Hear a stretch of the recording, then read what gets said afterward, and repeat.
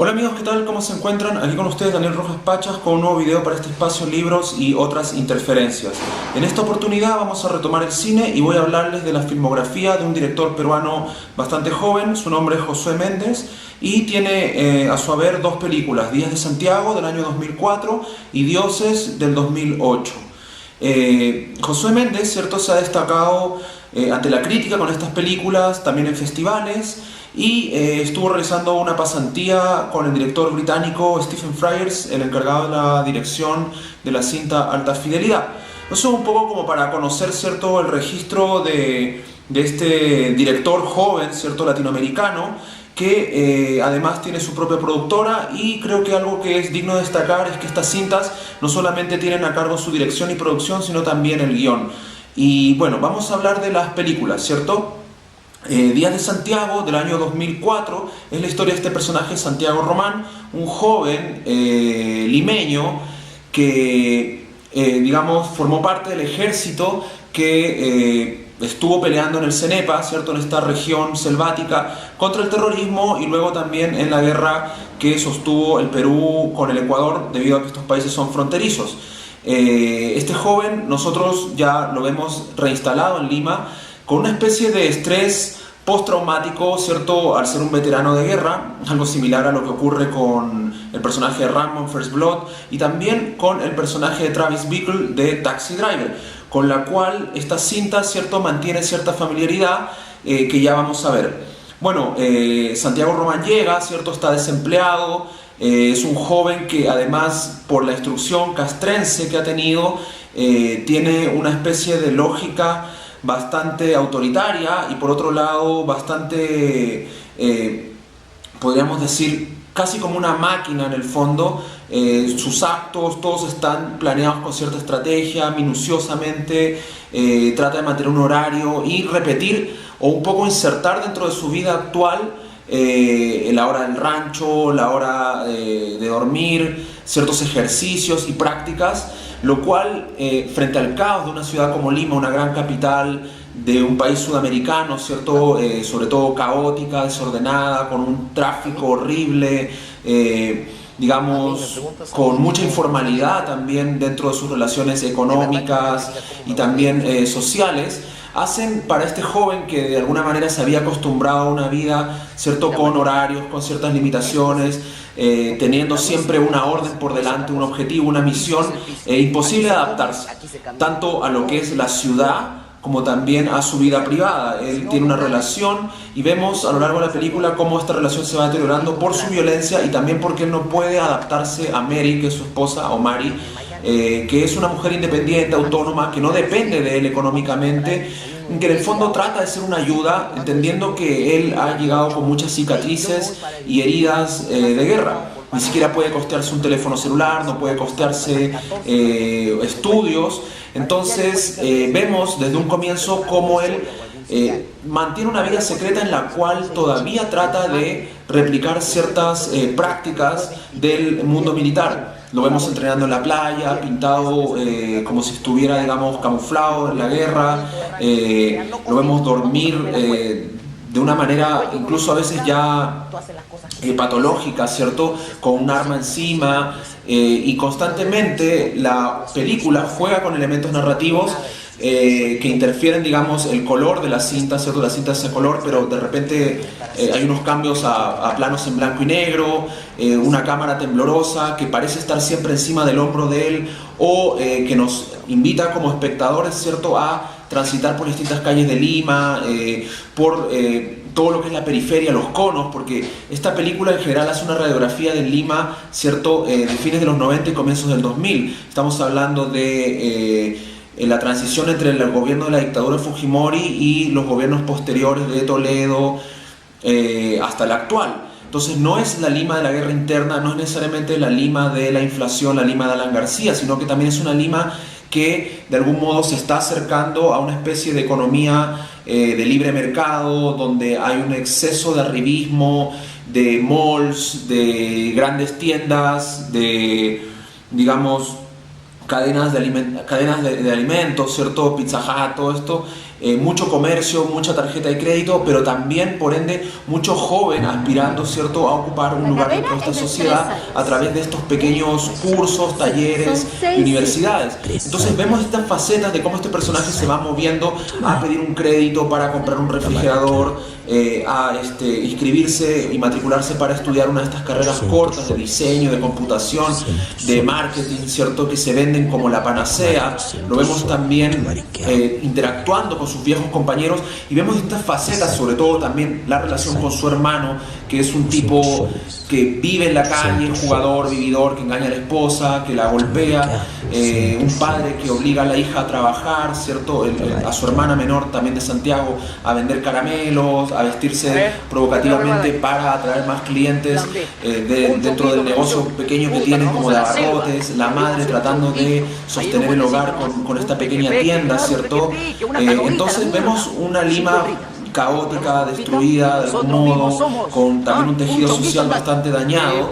y este personaje que muchas veces explica su lógica diciendo, bueno, antes era fácil, ya teníamos que solamente matar terroristas, enfrentar al enemigo, levantarnos a cierta hora, comer, y discute esto con sus compañeros que tratan de reintegrarse también al mundo laboral a través de pequeños trabajos como guardia de seguridad, guardaespaldas, y vemos también que hay, digamos, una especie de vinculación de estos personajes que están, digamos, retirados de la vida militar para incursionar en la vida del crimen, ¿cierto?, de Lampa, ya que tienen entrenamiento, saben portar armas y por ende le ofrecen esta oportunidad. Pero de algún modo Santiago no quiere eso. Él dice que él ya tuvo una etapa donde tuvo que matar para sobrevivir, donde tuvo este entrenamiento, y le parece injusto volver después de haber dado su vida, según él lo piensa así, por los ciudadanos, por mantener la seguridad del país, y ser recibido, ¿cierto?, de esta forma en la cual no puede adaptarse, ni siquiera puede, digamos, costearse algo o algo para su esposa. Algún gusto, ¿cierto? Entonces, de algún modo vemos cómo él se vuelve una especie de desecho social y tiene comportamientos bastante sociopáticos. Esto se va, digamos, agravando, o por lo menos vamos viendo cómo sale, ¿cierto?, de este mundo íntimo de la pareja, del hogar, hacia interactuar más con la ciudad y siempre verse enfrentado, como perseguido. Hay alguien que me está siguiendo. Acá en Lima siempre hay alguien que te quiere estafar, siempre hay alguien que quiere robarte, siempre hay alguien que quiere dañarte. Entonces siempre tiene esa mentalidad, y creo que Josué Méndez, tanto en el guión como en la dirección, lo maneja muy bien cuando vemos a Santiago tratar de plantearse ciertas lógicas para desenvolverse y toparse con la realidad. Una realidad que no necesita esta lógica, una realidad que no la acepta, que no quiere a un hombre uniformado, que no quiere a un hombre pauteado, ¿cierto?, sino que necesita adaptarse a este caos, y él ya no puede. Entonces uno de sus ex compañeros ratas, ¿cierto?, fallece, se suicida de hecho por haber estado lisiado, ¿cierto?, haber llegado a la guerra impedido y no tampoco poder adaptarse. Parece ser el único vínculo emocional, o por lo menos el único vínculo fraterno que tiene realmente Santiago, porque sus padres realmente lo ven como una especie de demente, un tipo peligroso, el hermano también, la esposa le tiene miedo, de alguna manera está acostumbrada a vivir sola, no lo necesita. Entonces Rata se suicida y lo único que le queda, ¿cierto?, de esto es un taxi. Rata le deja un taxi, y aquí viene la similitud con Travis Bickle, ¿cierto?, este personaje de Paul Schrader y Martin Scorsese que se termina volviendo una especie de vigilante y busca, ¿cierto?, salvar o redimir de algún modo la ciudad, sus propias culpas, y de algún modo también el infierno que es Nueva York en la película de Scorsese, salvando a esta joven prostituta interpretada por Jodie Foster. Acá, de algún modo, la situación es menos romántica. Vemos que Santiago intenta inútilmente salvar a la esposa del hermano, intenta inútilmente salvar a una chica que conoce dentro de sus, digamos, funciones como taxista, cuando se da cuenta que en esta Lima, ¿cierto?, también bastante degradada, del centro de Lima principalmente, de esta urbe, del centro histórico de Lima, porque ahí transcurre gran parte de la historia, ahí en los conos, que son estas zonas periféricas, vemos cómo el personaje encuentra a estas jóvenes que estudian con él y que en lugar de ir a la universidad, que él está costeando con este trabajo de taxista, con gran esfuerzo, porque de algún modo también él intenta sobreponerse a su situación personal y social, él encuentra a estas chicas que parece que les pagan la universidad, que tienen todo, y que lo que hacen es irse, ¿cierto?, de farra, porque hay unas discos limeñas ya a mediodía funcionando, pequeños discos, pequeños antros universitarios, en los cuales él también se ve envuelto, y empezamos a ver el mundo, el submundo de los jóvenes con la droga, el alcohol, el sexo, digamos, no en pareja, sino digamos distintas relaciones, y de alguna manera esto dentro de la, digamos, ética y sobre todo moral recalcitrante que tiene este personaje como ex militar, obviamente choca. Entonces es muy interesante la forma en que está planteado. Me parece que es una vuelta a la idea del personaje que no logra encajar, una vuelta también a lo que es Taxi Driver. Sí, la comparación es válida, pero creo que la cinta se diferencia, es más caótica, es un poco más, obviamente también en este contexto sudamericano, ¿cierto?, tercermundista, con esta urbe, ¿cierto?, que pretende ser, que es un simulacro también de gran ciudad en gran medida, porque tenemos estos polos, estos conos sumamente empobrecidos, donde no hay agua, donde son invasiones, donde la gente vive en chozas, donde hay mucha pobreza. Vemos que la situación es incluso aún más urgente, es incluso aún más desgastante para el personaje y para su psiquis. Es bastante interesante la puesta en escena, como digo, es una historia lineal, pero que tiene elementos narrativos que quiebran, ¿cierto?, esta linealidad con el juego por tratar de ingresar a la mente de Santiago Román. Es una película que se las recomiendo mucho, me parece que es de lo mejor del cine peruano y de lo bueno del cine latinoamericano de los años 2000, y una gran radiografía, ¿cierto?, a el Lima de fines de los 90, sin entrar de lleno a lo que fue la guerra interna, sino más bien desde un encuadre personal, una especie de intrahistoria de este personaje, tratar de mostrarnos también esa situación, no tanto con el tema del terrorismo, el tema de la crisis política y económica del país, sino más bien con la crisis psicológica de este personaje que de algún modo termina siendo un misfit, ¿cierto?, un personaje, un outsider que queda ahí flotando dentro de esta Lima caótica. Bueno, y pasamos a la otra cinta del año 2008, que me parece que es el anverso y me parece que juega muy bien con su par Días de Santiago, ya que nos lleva a otro extremo de Lima, ¿cierto? Dioses, del 2008, es una cinta que se enfoca, ¿cierto?, en la Lima, como le dirían allá, la Lima pituca o la Lima cuica, la Lima fresa, la Lima, digamos, de la gente adinerada. Y la película está construida con una especie de fotografía bastante clínica, bastante higiénica, porque trata de mostrarnos el encierro en el que viven las clases más pudientes del Perú, y que en general abarca un porcentaje muy mínimo. Creo que lo que trata de mostrar es la brecha social que hay, este abismo que existe entre la clase baja o la clase social más desposeída, que terminan siendo empleados, pequeños funcionarios, pequeños comerciantes, que en el fondo trabajan, ¿cierto?, para este 1 o 0,5 o 1,5%, que es representado principalmente por gente, ¿cierto?, con apellidos europeos, migrantes, extranjeros, y gente blanca que puede incluso rastrear de algún modo su genealogía hacia el virreinato, que de algún modo es una muestra de cómo el Perú, pese a todos sus avances y la historia que ha vivido, sigue manteniendo esta brecha social casi virreinal,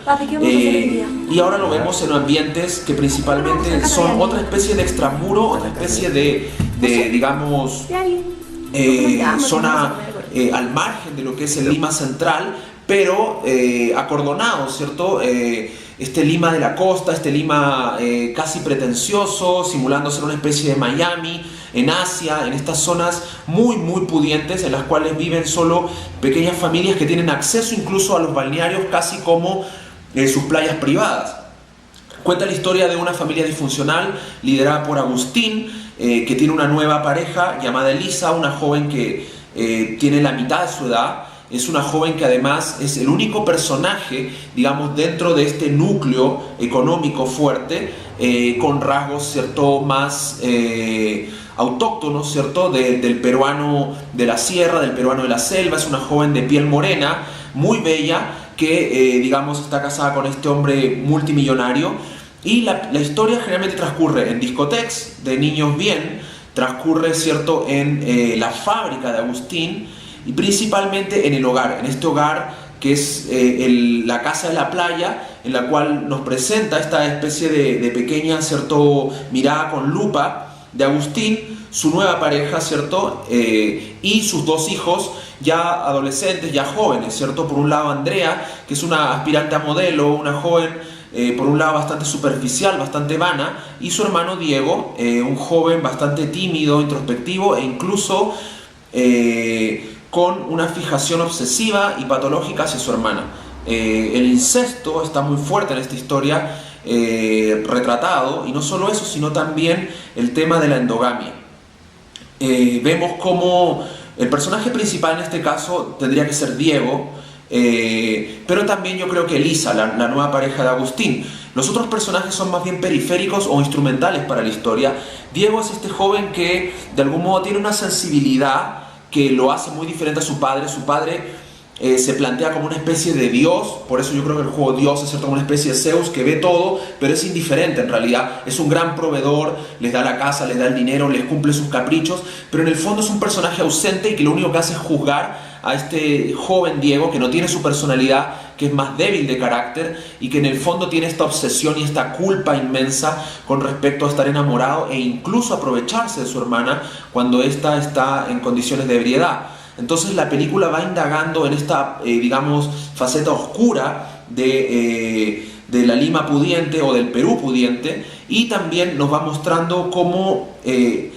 digamos, estos personajes, estos jóvenes y también estas familias tienen una vinculación que de algún modo nos lleva a conectarse con el Perú más profundo, con el Perú andino, con el Perú, digamos, precolombino, a través de principalmente los empleados que todavía mantienen la lengua quechua, que todavía mantienen el aymara o sus distintas, digamos, lenguas de su etnia, pero ellos solamente trabajan como empleados o como las típicas nanas que terminan criando a estos niños. Hay una escena muy fuerte en la cual vemos la costanera del Perú, una zona de juegos que hay en Miraflores, en donde están muchas nanas, casi como una peregrinación, con muchos niños, ciertos rubios, blancos, que no parecen, obviamente, del promedio peruano, pero que en esta cinta no lo vemos. Sí, a 100 días de Santiago vemos todo ese Perú. Acá vemos un Perú sumamente escindido, un Perú sumamente enfocado solamente en el drama de esta familia. Y obviamente el gran problema surge cuando esta chica Andrea, aspirante a modelo, hija de Agustín, queda embarazada sin saber de quién, y la familia debe ocultar esto, ¿cierto? Como se estilaba, ¿cierto? En las viejas familias patronales, llevando a la hija afuera y haciendo pasar a este niño, ¿cierto? Que es hermano, como hijo, más un hijo más de Agustín. O sea, pasa a ser su hijo, pero también su nieto. Entonces es toda esta, digamos, relación enfermiza que hay en estos personajes, y creo que lo más interesante de la cinta es el personaje de Elisa y cómo ella trata constantemente de adaptarse a las costumbres y las prácticas de la clase alta, sobre todo de este grupo de mujeres que hacen caridad, que juntan dinero, ¿cierto? Que de algún modo tienen sesiones para hablar de la Biblia, tienen sesiones para cultivar sus jardines, y ella trata de aprender. Y hay una escena que es muy buena cuando ella está frente a un espejo tratando de impostar una voz, digamos, una especie de también dejo más limeño, que la saque obviamente del dejo de la calle, de la población, del margen al cual ella está acostumbrada, porque luego la vemos en una visita a su familia. Ella se avergüenza de su pasado, se avergüenza sobre todo de su abuela quechua, ¿cierto? Su abuela de origen, digamos, andino, y de su familia, y va a visitar a su familia sin Agustín, sin los hijos de Agustín, y vemos la diferencia que hay entre un hogar y el otro. Son pocos los momentos en donde la cinta nos saca, ¿cierto?, del encierro del limeño pudiente. Como digo, siempre es la fábrica, el hogar, la playa o las discos. Solamente vemos a través de Elisa, digamos, el otro Lima, y a través de las empleadas, con las cuales Diego, ¿cierto?, este joven conflictuado, sí tiene una buena relación. De hecho, las defiende cuando uno de sus amigos trata de aprovecharse de ellas. Entonces, hay un equilibrio tenso en torno al tema social en esta cinta, y creo que lo más criticable es la poca sutileza que tiene para tratar de jugar con el tema de los dioses. Hay una especie de momento en donde se habla de Cronos devorando a sus hijos, cuando están, digamos, en una especie de muestra de plantas, ¿cierto? Elisa va con las, digamos, esposas de los amigos de Agustín, todas estas señoras muy emperifolladas,